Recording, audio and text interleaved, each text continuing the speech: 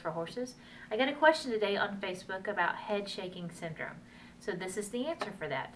I actually did some research and I came across a really good website for this. It's called headshakingsyndrome.com, and it's just for horses. It has a story in there that you can read about a personal experience. It also has a pain scale, sensory structures, proposed pathways, case stories, and treatments. So what I'm going to do is look at the treatments and tell you what oils might possibly work in the place of the proposed treatments.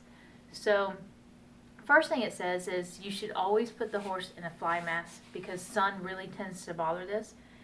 It should be at least a 90% UV fly mask. And I'm just reading off this website so that way I can get it perfectly right for you. Also, they tend to be really oversensitive to bugs, so be very, very aware of that.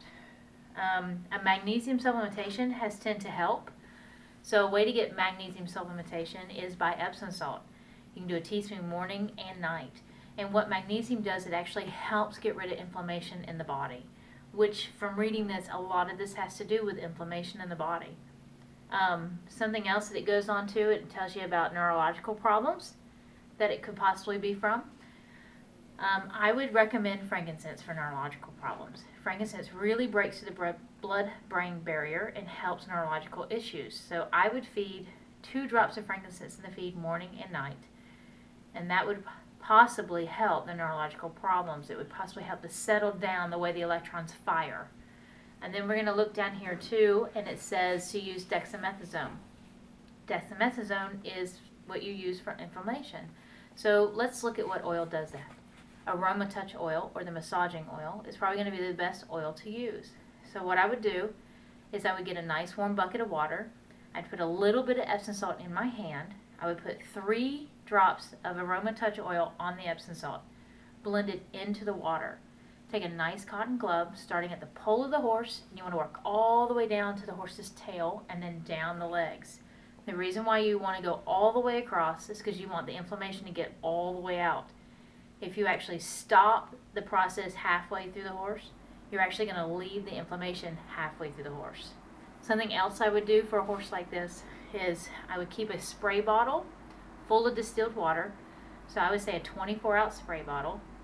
And you want to make sure it's distilled water. That's very important. Can't stress that enough. And put about 10 drops of Aroma Touch in that bottle.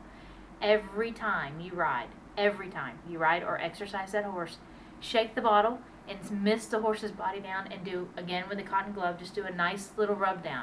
Again, this is going to help keep the inflammation out of the horse's body, which is what he's battling. And then it also goes down to antihistamines. A natural antihistamine in the oil world is equal parts lemon, lavender, and peppermint.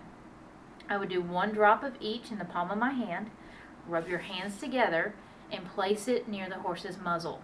That's all you have to do. Don't actually touch the horse with your hand. The reason being, lemon is photosensitive. They're already sensitive to sunlight, and that's going to increase it. So don't touch him. Just let them smell it. You're basically diffusing it for them. If you can, put a diffuser around their stall. Put equal parts of lemon, lavender, and peppermint in a diffuser and let it go into their stall. It's a natural antihistamine. It will help with the inflammation, and that should help a lot of your symptoms. I would love to hear your feedback. Again, this is Katie Swain with Essential Oils for Horses, and I hope you'll have a great day. Thanks. Bye.